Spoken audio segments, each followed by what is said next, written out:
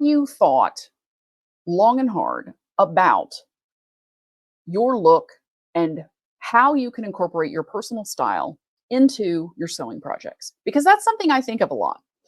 And if you've been watching my videos for more than a minute, you can very quickly recognize that I love color and I love prints. And I love mixing colorful prints because that's just me. Now, that's not everybody's style. And today we're going to be talking about how you can figure out your style if you haven't already, and then how you can incorporate that into your sewing projects so that what you make is actually a me made wardrobe that is very specific to you and the image you want to put out into the world.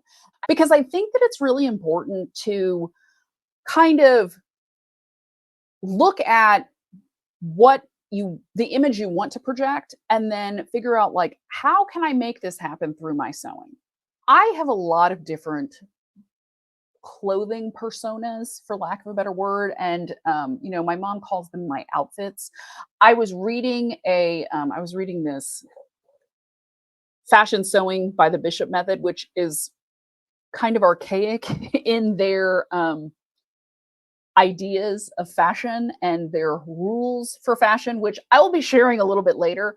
But the thing that I really like this is that they referred to your outfits as costumes. So that resonated with me because I am a very costume oriented person. I love costumes. And one of the things we're going to be talking about are these archaic, vintage dressing rules. But then also, some of my other books had some good points of things to consider and think of as you are planning and as you are trying to figure out, what's your style and how you want it to look going forward.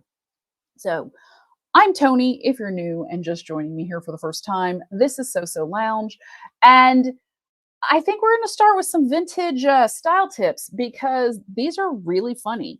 Um, reading through these, and the Bishop method of sewing was developed in the 50s, I believe, as a way to teach primarily young women in home economics how to sew.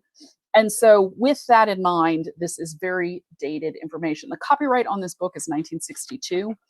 And it starts out by saying, being well dressed is one of the finest arts in the world, and there are many things to know and learn in developing this art in ourselves. So they're very, very serious about this. Then, if taste is what you choose, style is how you wear it. Together, they make elegance in you. No amount of wealth can buy. It takes self respect, self discipline, and good sense of values. Some people have said that style results more from the way one's clothes are worn than from the clothes themselves. It is an elegance which reflects the individual personality and vitality.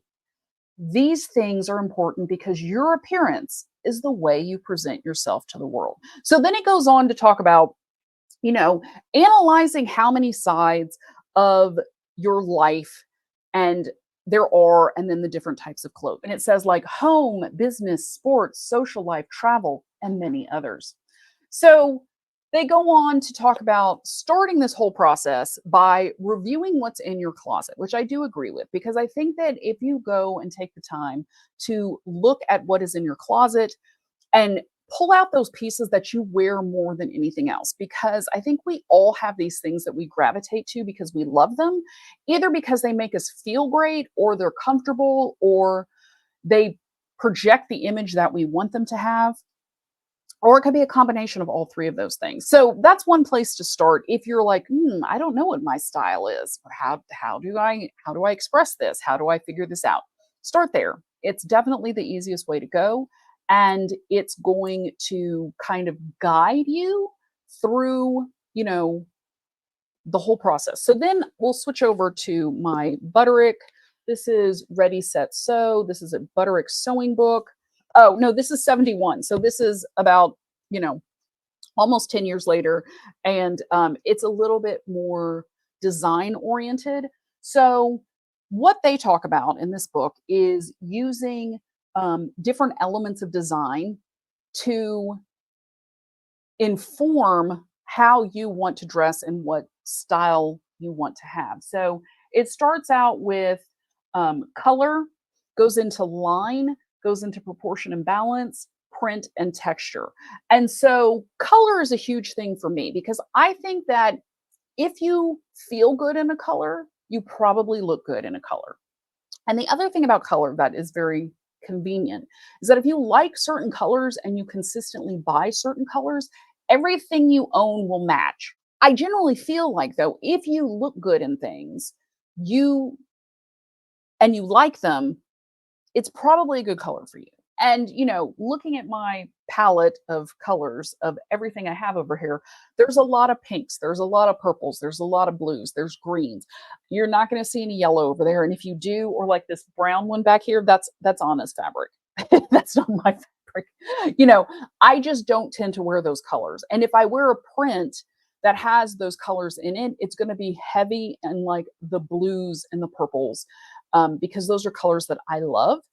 Um, and that's what works. Now, the beauty of that is when you start sewing, if you have a stash of fabric that you've been collecting, like I have, everything is going to always work together.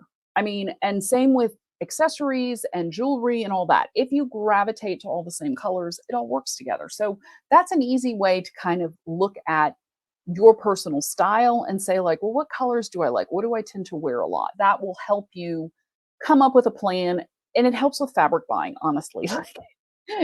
You know that you can never go wrong if it's a fabric that has colors that you love, because even if you don't have a plan for it immediately, one day you will, and then you'll use it. So that is my color related tip for that. Moving on, they talk about line, and they do have some fun little drawings here. So let me show you those.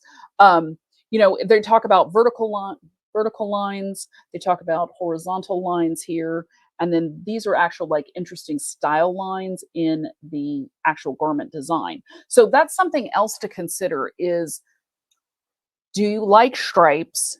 Do they look good on you? Horizontal stripes are going to always make you look a little bit wider. Vertical stripes are going to always make you look taller. So if you use the placement of those elements as part of your fabric in the design process, it's going to make a difference in how you look and how you want to look. For me, I don't love waists and belts and that kind of stuff because I generally feel like all the natural waist stuff is not comfortable for me. So I would never wear anything that looks like this ever. That would make me super uncomfortable. And then add in this yoke at the top and then the cuffs on the sleeves. Like for me personally, that is a horrible look. And not only does it look very juvenile to me, but it's too many horizontal lines and it's cutting me at the wrong places. I am not tall. I am 5'5". I would always like to look taller. And so I like things that elongate. If I'm going to wear a dress, it's going to be more of an A-line dress. So it's going to pull the proportions down, make me look a little longer. I like to wear dresses that are all about knee length because if you put on a platform shoe with a knee length skirt, you're going to look taller. And, that's always a good thing. So it's really just kind of figuring out what works for you and taking these different um, elements of design into account so that you can, use them to your advantage and understand them and understand how they work. Now, I do love a good style line. So if I can find a pattern that has a really cool style line or something that's already ready to wear, like I have some suits that have some very interesting style lines on them. And I love them because it's unexpected. It's a suit. You think that's going to be very classic and kind of on the boring side. So style lines are another way to bump up an otherwise not super exciting garment. Word to the wise, if you're using a lot of print, you probably don't want to use something with a lot of style lines. And I have mentioned this in various projects because for me personally, if the print is not matched up on that style line, it's going to drive me crazy. And so that's a personal thing, but it may be something that would bother you too. So just keep that in mind. And when I'm using a lot of prints in my designs, I usually keep the style lines to a minimum. I do not want to have to cut and match fabric if I don't have to, because it just makes it more complicated. That's why I like, bust darts and center front darts, because you're just very gently pulling in the fabric. You can kind of keep the design lined up the way it's supposed to be, and it's not like cutting things with all these different style lines. So, something else to consider depending on what your preference is. Now, if you like solid colors, style lines are a fantastic way to add interest to an otherwise very standard looking garment. And I do have a black linen dress that is a grain line studio pattern. It has a very interesting like stitch line with like pockets in the seam, and there's a seam up the front, and it's very classic looking dress, but those design lines and those style lines are what make it very interesting, even though it's just black linen, which is, you know, a thing to consider when you're designing and when you're choosing fabric and patterns that you want to reflect your personal style. Now, one thing I haven't said yet is that So Lounge is all about helping you figure out your style and then figure out how to sew it. That's something that has always been near and dear to my heart, is not just sewing to feel better, but sewing to get back to that feeling that you had when you dressed the way you wanted to, when you didn't have to go to work or you didn't have to go to PTA meetings or you didn't have these obligations. Like back when you were in college and you started sewing or maybe wanted to start sewing and you had a little bit more freedom in your design style and what you were doing, and you were learning who you were and how to express yourself. Let's get back to that. Let's get back to that feeling of freedom and style freedom, where you weren't labeled like, oh, she's a mom, she shouldn't wear that, or she's over 50, she shouldn't wear that. I don't believe in that. I think if it looks good on you and it makes you feel good, you should wear it. So let's pop over to some of those tips from the Bishop method of fashion sewing and why we're not going to listen to them, because not only are some of them a little bit offensive, they're stupid. So the most offensive thing that I read in this book that I have to share with you, because I was just like, wow, things have really changed, is remember that a man's point of view about clothes is concerned with how pleasing a picture you will make. He will look at the whole ensemble rather than its separate parts. And I'm thinking, I don't think I've ever dressed for a man one day in my life, because that's not me. I'm going to wear what makes me feel good, not what some man wants to look at, especially since most men just kind of look at you as a whole and are like, is she pretty? Do I like her? Do I want to go out with her? That's kind of it. Like, they're not thinking about, oh, she's got those white shoes on after Labor Day. Can't go out with her.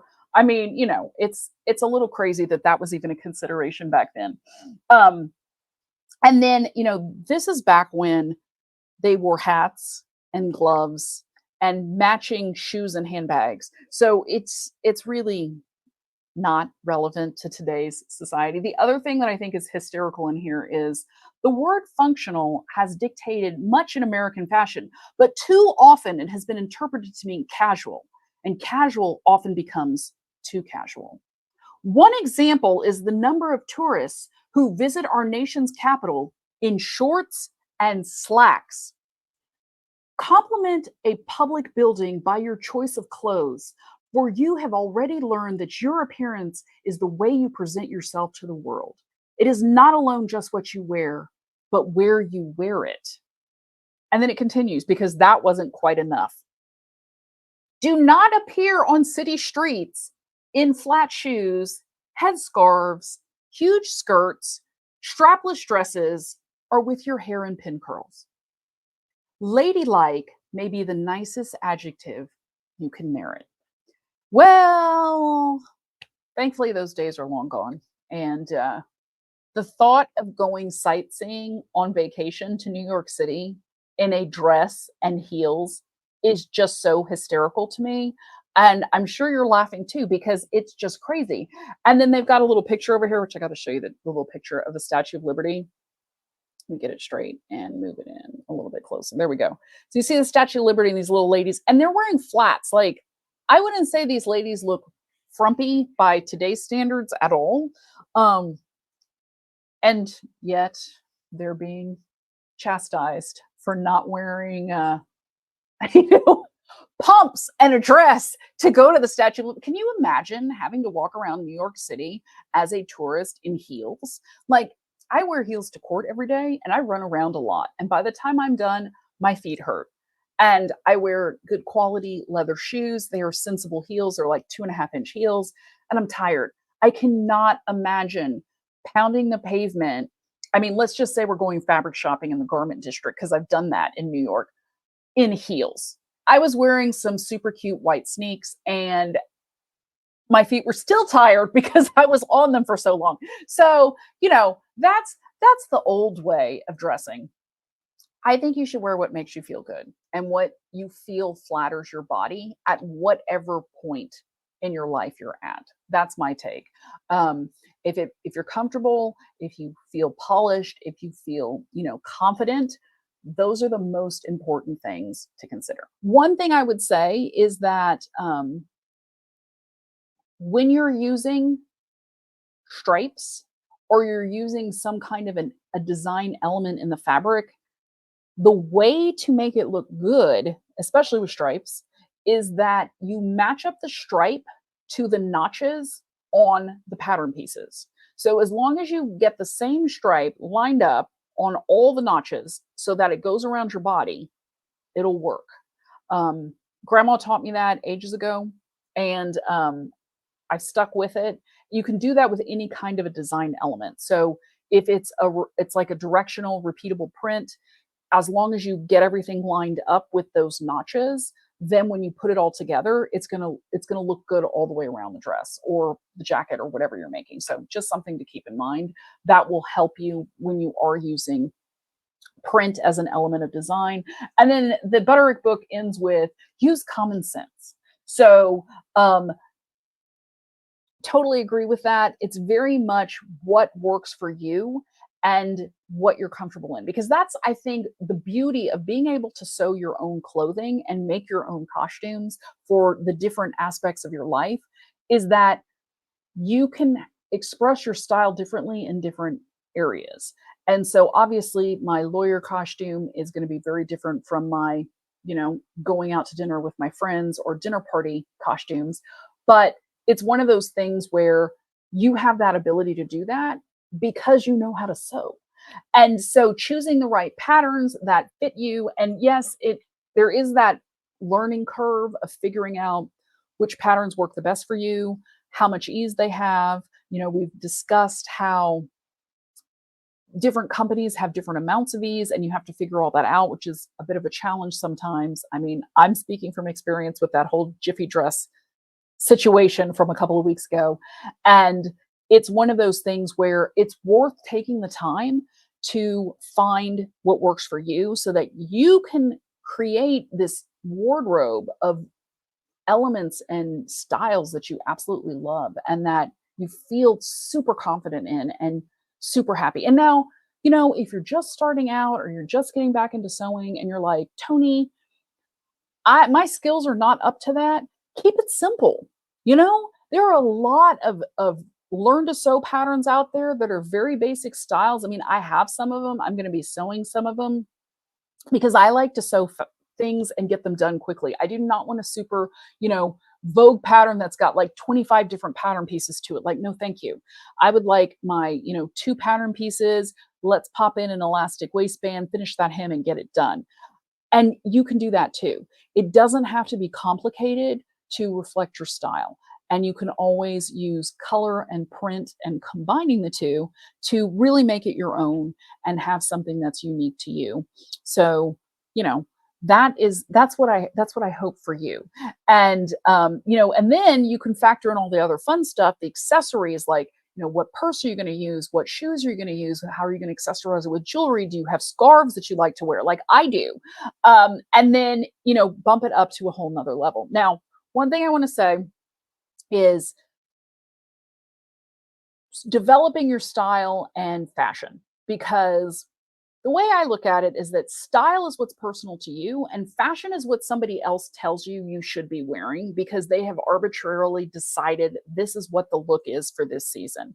And so I'm not a huge fan of that because, number one, fast fashion is filling up landfills faster than than ever before. Like in the history of clothing, the last 10 years have put more clothes into landfills because of this whole fast fashion movement. And I'm not a fan of that. I think you should make things that speak to you. I think you should buy things that speak to you. And sometimes for me, that is fast fashion. I do shop at Zara when I'm in Spain. I do shop at Mango. I do shop at Desigual. Um, there, I will buy classic pieces that I love that I will wear for years to come. One story I wanted to share with you guys, that this is one of those stories like that grandma told Anna. And it's like, I've never heard this story before. Grandma's full of these. And, it's like she's 99. And I'm like, how many more stories are in your head, grandma, that we don't know because this situation didn't present itself? So let me set the stage for you. Anna was going to lunch with a friend. She came down. Anna's living with grandma right now. She came downstairs. She was wearing a black knit top with a white denim skirt. And grandma looked at Anna and said, you know, before Jackie Kennedy, nobody wore black shirts. And Anna was like, what? Because this is something that's so common with us now. Like, I mean, the thought of a black top with a white bottom, like, that's very summery. That's what a lot of people wear. Like, you see that all the time. Jackie Kennedy was the first woman to ever wear a black shirt with white pants. It was on the news. It made the headlines because nobody had ever seen this before. They did not make women's blouses in black. And grandma, being the trendsetter and fashion forward woman that she is and was at the time, took a white shirt and a pink shirt and dyed them black. So then she would also be in fashion, just like Jackie. And she told Anna that story. And I was just like, that is fantastic. I have to share that with all of you today because I'd never heard of that. I didn't realize that Jackie Kennedy was the first person to do this, first woman to do this. And it makes sense because she had like incredible style. And a lot of that was Oleg Cassini, who, designed for her primarily during her White House years. But I mean, that's just fantastic. And like, that's a little piece of grandma's history that I want to share with you today. Just as we wrap up the whole discussion of finding your style and personal style, and sometimes it's okay to do the trends when it's something like that. And I have to give grandma props for having the ingenuity to be like, I've got a white top and a black top, and I'm a white top and a pink top, and I'm going to go make them black so then I can be just as stylish as the first lady, which is very cool. I hope you have enjoyed this discussion of style and, figuring out your personal style, giving you a few tips. We will ignore that Bishop book about dressing for a man and wearing high heels when you go sightseeing in New York City because that's just crazy. And there's no reason to do that.